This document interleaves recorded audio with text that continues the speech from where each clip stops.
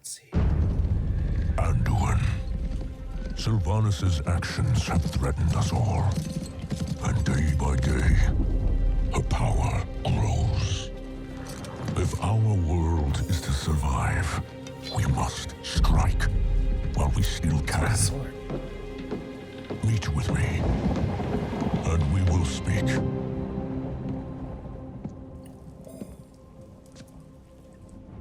So few. How many can you provide? Enough for one final assault. If that fails, we're done. If we end her reign, what kind of war chief will you be?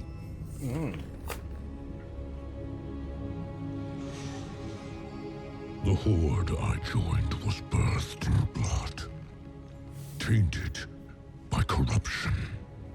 The road that led to the Dark Portal was long and wide, paved with the bones of innocence. We called it the Path of Glory. That was the great lie upon which the Horde was founded. That anything we did was honorable.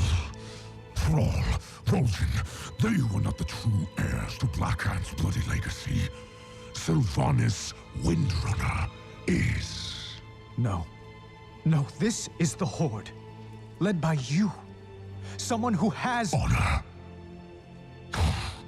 I've never known honor. Good, finally. They deserve more. But the Horde is doomed to be shackled by the chains of the past. The Horde has no exclusive claim to regrets. Arthas, Dalen, the ghosts of the past haunt us as well.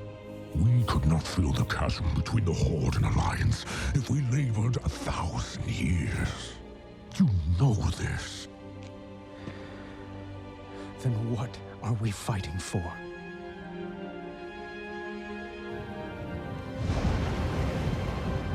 Where are they? Soldiers, on your feet! Start breaking camp immediately! Lord Saurfang? Zakan, where is our home? Orgrimmar? Not our city. Our home. Azeroth. And ours? Azeroth. Right now, there are only two forces in this world that matter. One bent on harming our world. And one that will protect her. So, what are we doing? What a cartoon. Breaking the cycle.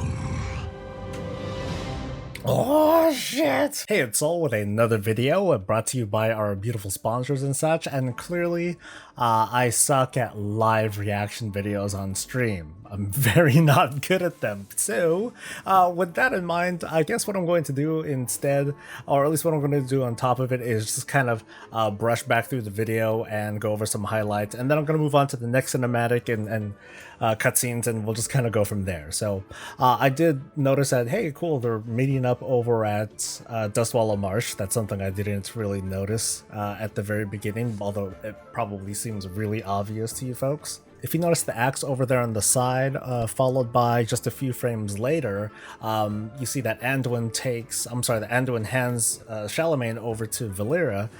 It kind of notes that there's still an air of tension between the Horde and Alliance. I mean, sure, Anduin and Saurfang, they might be kind of chummy. We just don't quite know how chummy they are publicly, since I'm not quite sure how many people actually know that Anduin was the one who let Saurfang out of prison back during the Lost Honor cinematic. But if anything else, maybe they're just doing it for the sake of outward appearances. That, hey, there's still tensions going on. They want to meet each other unarmed. This particular moment kind of highlights that the movement against Sylvanas isn't nearly as popular as the movement against Garrosh a number of years ago, because the circumstances are different. During the rebellion or the revolution against Garrosh, it really was just Garrosh. There wasn't an actual war or other actual dangers that were on hand. It was really just him. There wasn't anything else to focus on. Meanwhile, Saurfang goes into this kind of exposition as to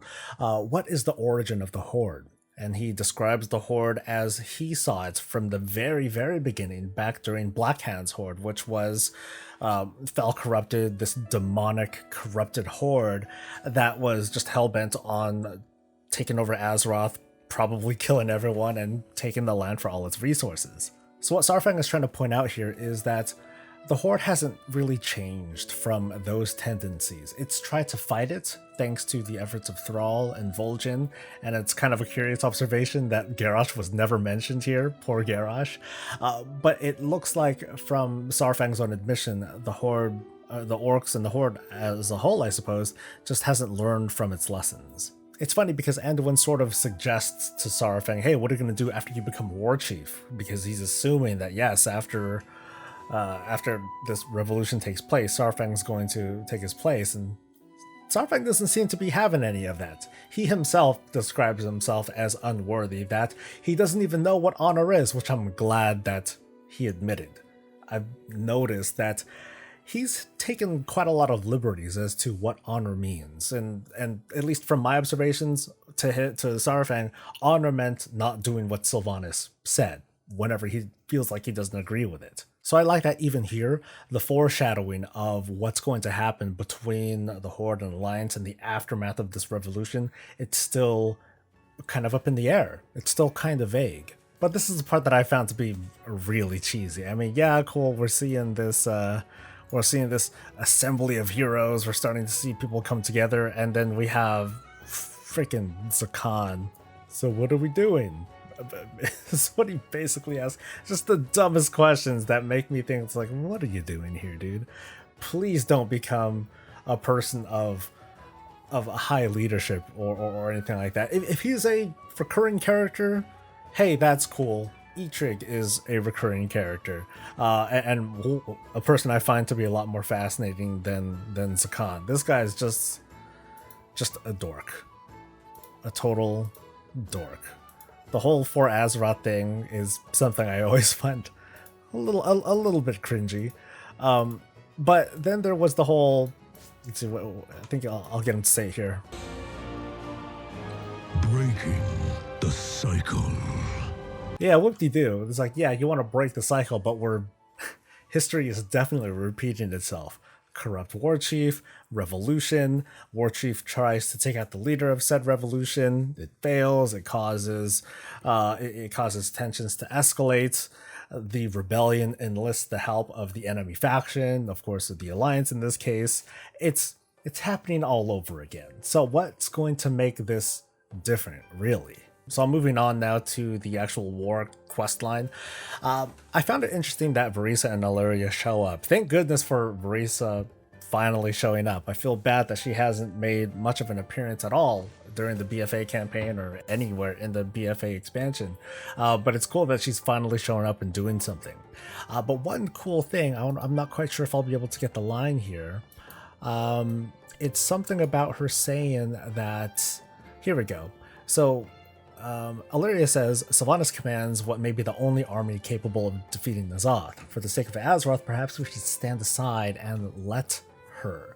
I find this to be a very pragmatic and practical thing that she's asking. I'm not quite sure if there is some sort of underlying motive behind that, given that Alleria is aligned with the Void. Not necessarily the old gods. I don't quite equate that to the same thing, but I just find it interesting that she's one of the few that bother to bring that up. But of course, everyone's like, no, we've got to stop Sylvanas because she's bad, and the world won't come together if she's in the way, which is basically what this conversation sums up to. If you use the Corgi goggles, they don't change, which is kind of dumb. They don't change. Boo. Anyway, after some semi-interesting quests, we get to one of the longest cinematics in the World of Warcraft. Let's take a look. Cool. Oh, shit. Oh, wow.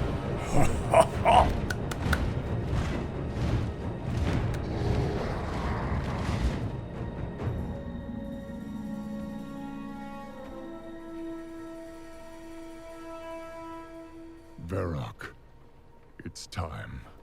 She ain't there. Oh, no, they're there. Those who defend Orgrimmar are Horde as well.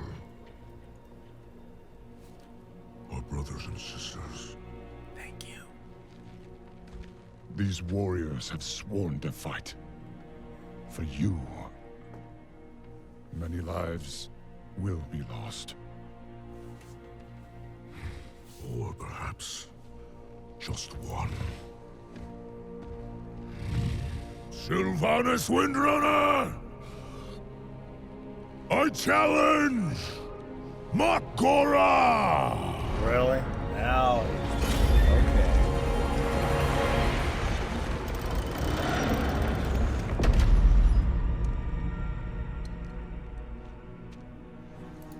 A traitor leading traitors. Why should I accept your challenge? Yeah, why should you? You want to make me suffer.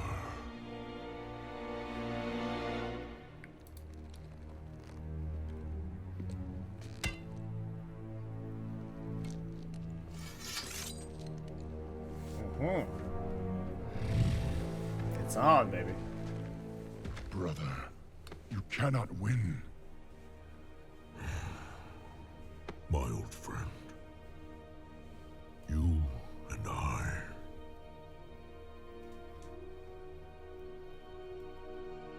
We don't get to hide.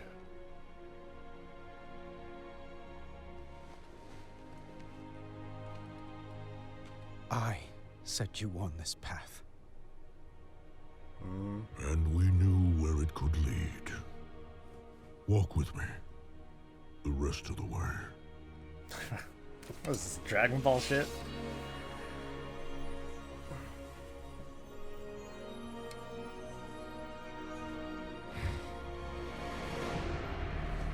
Damn.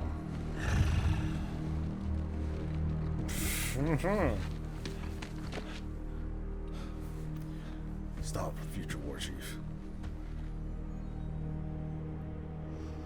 Let it be finished.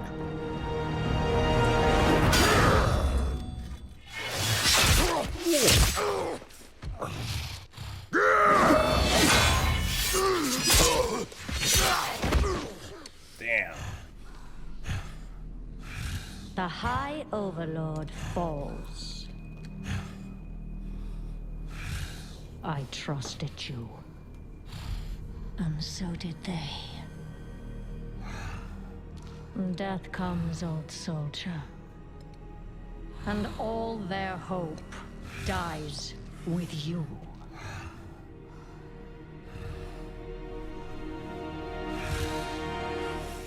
You cannot kill hope. Can't I? Tried at Teldrassil. You failed. Hope remains. You set us to kill each other at Lordaeron. You failed. Here we stand. You just keep failing. The Horde will endure. The Horde is strong.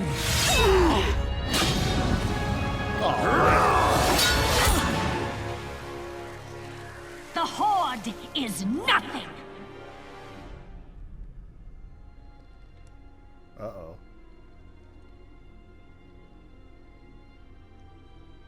Uh-oh. Shit. You are all nothing!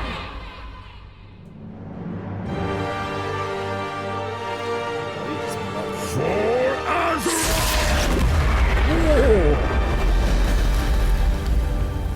Damn. You got smoked. If you could see yourselves as I see you. Toy soldiers in tin plate. Beasts who howl for honor. Standing as one. Savor it. Nothing lasts. Raise him. Oh, she leaves. Damn. She was just gonna leave.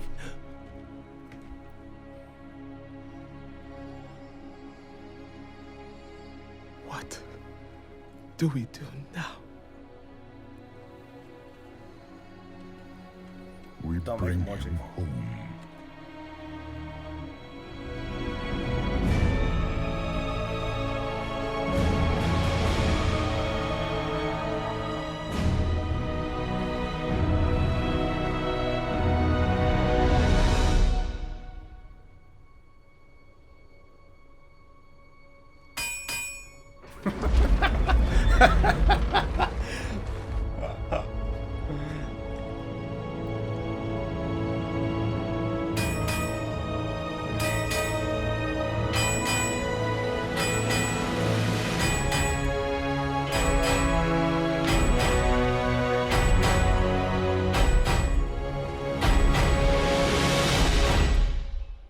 I just can't stop gushing over how awesome these cinematics look. Now, actually playing through them, that might be a little bit different. I don't know if I'd want to play through something like this, but just being able to watch something like this, it's so cool. So he challenges Sylvanas to Matgarat when he could have done it after, I don't know, like before the burning of Teldrassil, after the burning of Teldrassil, before or after the events of the Battle for Lordaeron, or during the Battle for Lordaeron, any one of those times. But no, after tons of needless bloodshed and war and yuckiness and destruction and old gods and yada yada yada, now he does Makara. Okay, whoop-de-doo.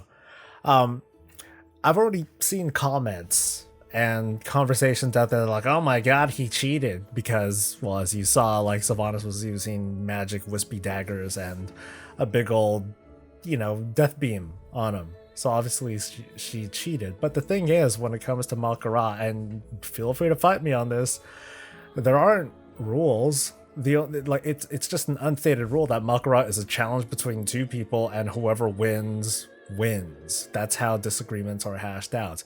Anything else and everything else is discussed beforehand. But if nothing else is discussed beforehand, then anything goes, including using two weapons instead of one, including using a death ray, all that stuff. So no one's really going to question what happened between the Makara, and there are tons of witnesses there. Or if you can find the research that says explicitly that a Makara is between two people and you absolutely cannot use weapons and so on and so forth, then cool. But you won't. So sorry. Spoiler alert. There's a bit of foreshadow when Sylvanas first comes out. You can see like this crackling tendril of void-looking, death-looking, purpley energy that's coming out of her hand. And it's like I said, it's subtle because you don't see any focus on that.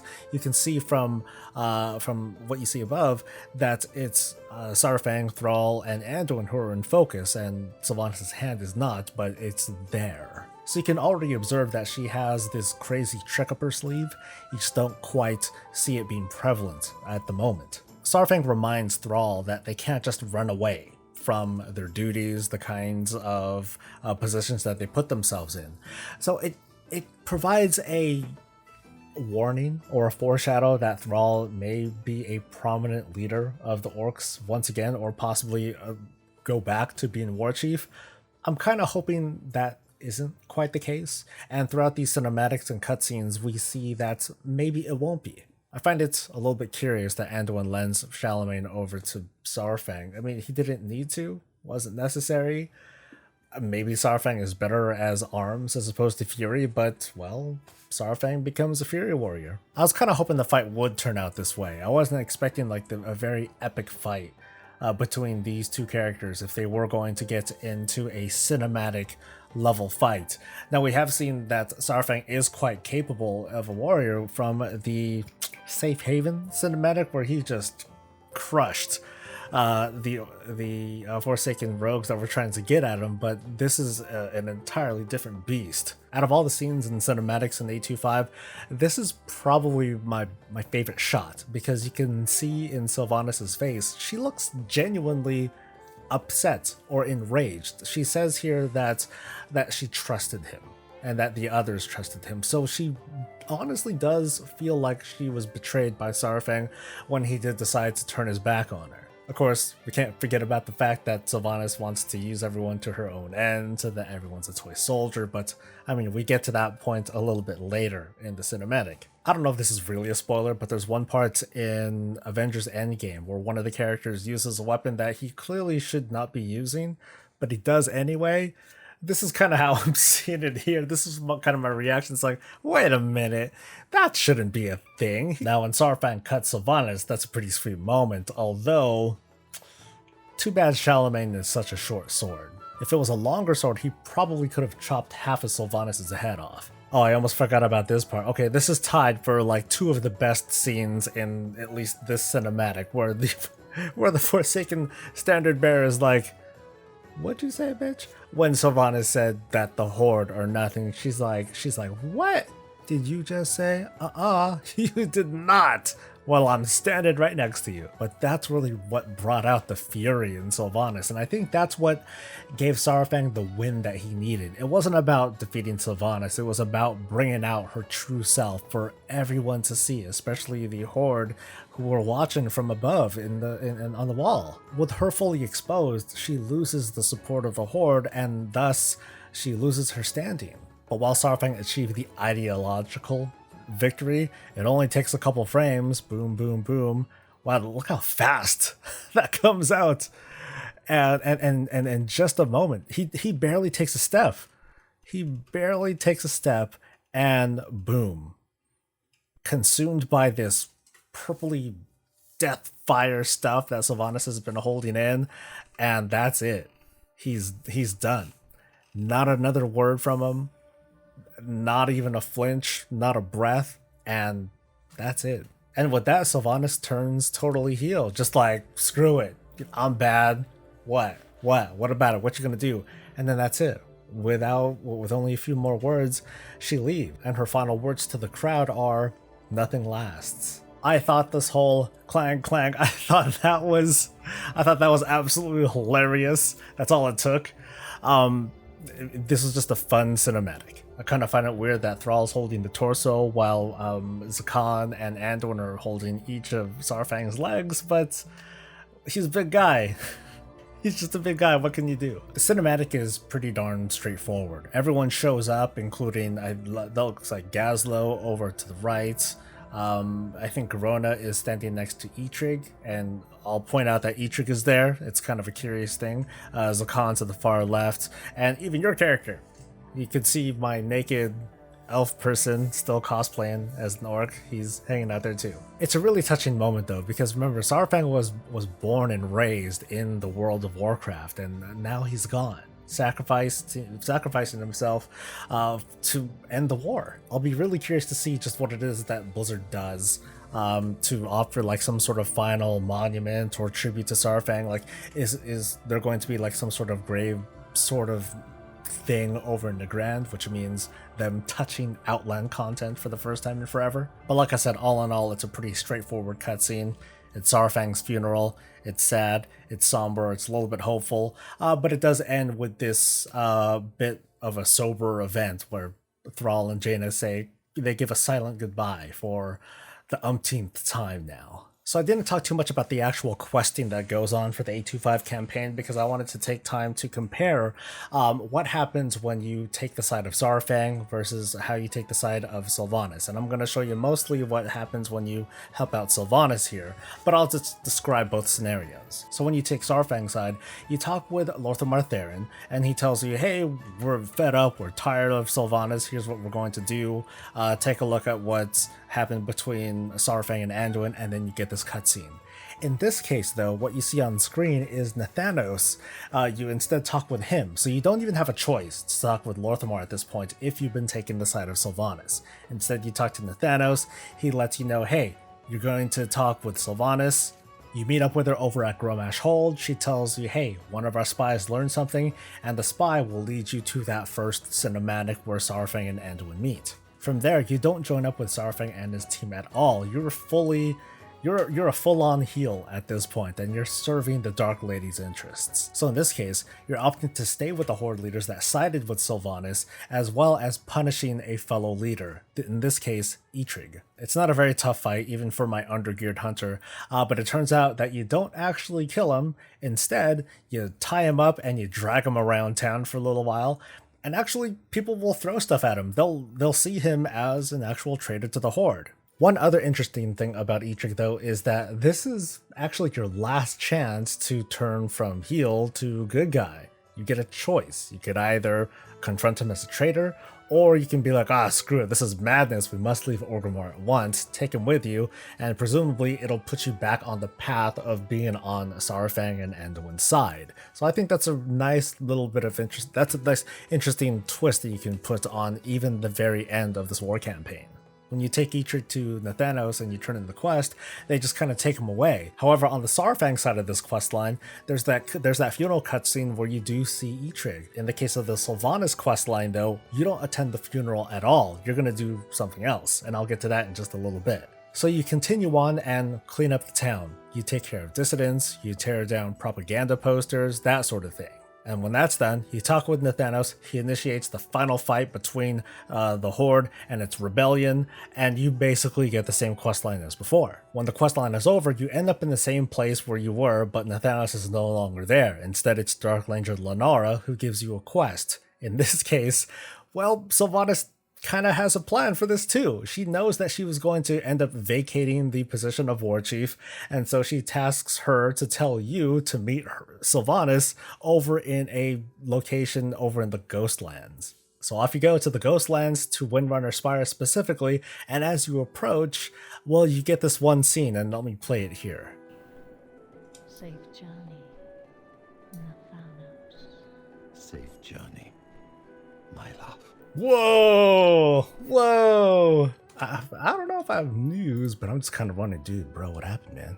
Did you talk to her? Did you smash that? Because, you know, you're walking away like it's kind of final. I don't know, like, so did you get it? You get some of that? No, she's stealthing out! Oh!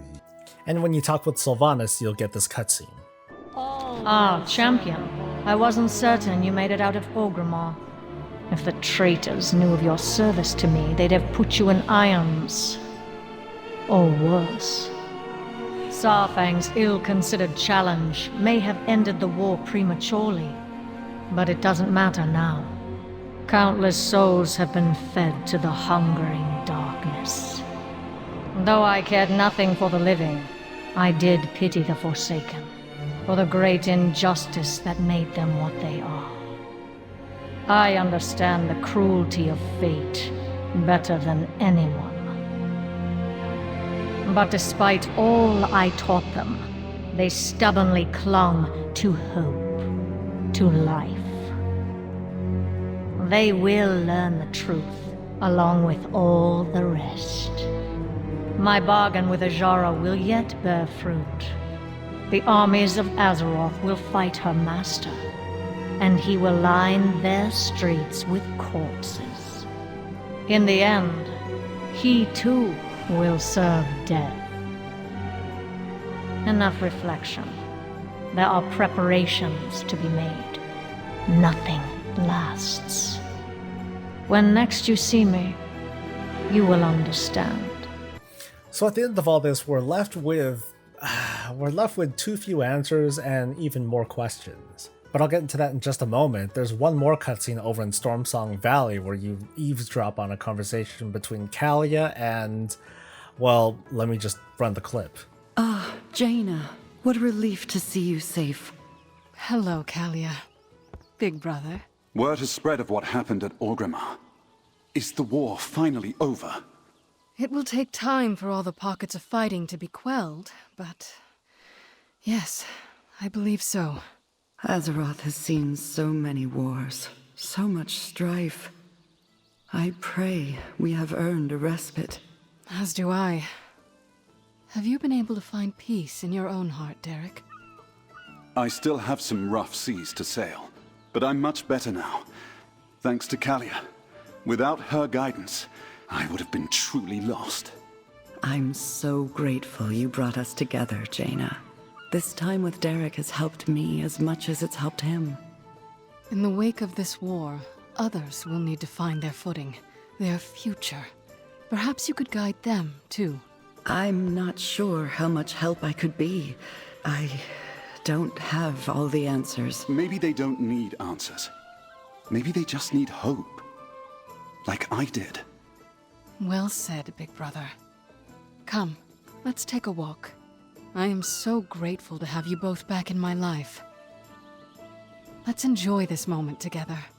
The question here is the same that many have been asking ever since Kalia Menethil has been reintroduced into the BFA storyline, which was like at the very beginning. So, are there going to be Alliance Undead / Lightforged Undead / some way for Kalia to be the leader of the Forsaken now that we know that Sylvanas has vacated her seat as war chief and I guess vacated her spot as the leader of the Forsaken?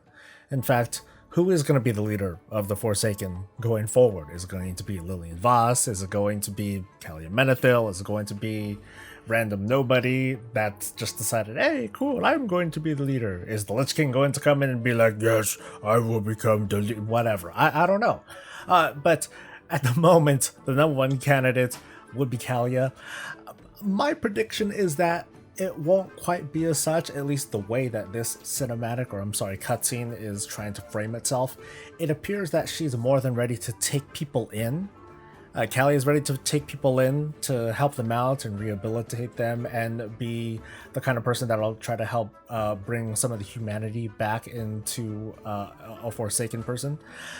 But I don't quite see her inserting herself into the Undercity and trying to reestablish the kingdom of Lordaeron that just happens to be ran by a bunch of undead people. I think that for the most part, the Forsaken have decided to be part of the Horde because of human prejudices and things like that. I don't believe that while Kalia might be a positive force for the Forsaken, I don't think she's going to be able to rehabilitate humanity into accepting undead walking among them. So that pretty much wraps up all the different cinematics that happened in this patch, at least so far, regarding the war campaign. But like I said, we're left with too few answers and way more questions, like what's going to happen with the Horde? Is there going to be a new war chief? Is it going to be Thrall? Is it going to be Zakan? Please don't be Zakan. Are they going to vacate the position of war chief and instead do a whole kind of Horde council thing instead to prevent history from repeating itself, which is something that Saurfang would have wanted? Also, what the heck is Sylvanas up to? I mean, okay, so we know that she had a pact with Ashara, but we don't quite know what the details of that were. We know that she had some sort of pact with Helya, and we got a little bit of what's going on there, but we're not quite sure if that deal is still going on. Sylvanas and Nathanos had an almost emotional goodbye moment, but then what? Why is it that they're separating? Why are they parting ways? Is Sylvanas going somewhere that Nathanos can't follow, or vice versa? And then of course there's what's next. At the very least, the stage is set for a confrontation between the Horde and Alliance, as well as N'Zoth. Stuff's going to hit the fan, chances are one or two favorite characters are going to die, and after that, at least we can presume Sylvanas will return to pick up the pieces. I am more than certain that there's a lot of other details that I didn't cover, so feel free to discuss them in the comments below. I'd love to hear more about it, because chances are we're going to be dissecting 825 stuff for a good long while as we're trying to speculate as to what's going to happen next and how in the world are we going to fit this into this Shadowlands leak. Can we still make that work? I don't have a clue, but we'll find out. Anyway, I want to thank you guys for watching and making it to the end. I hope you enjoyed yourself, and if you did, like the video and subscribe for more of this and all things Warcraft. I'll see you next time. Until then, stay safe, stay happy, and stay breezy.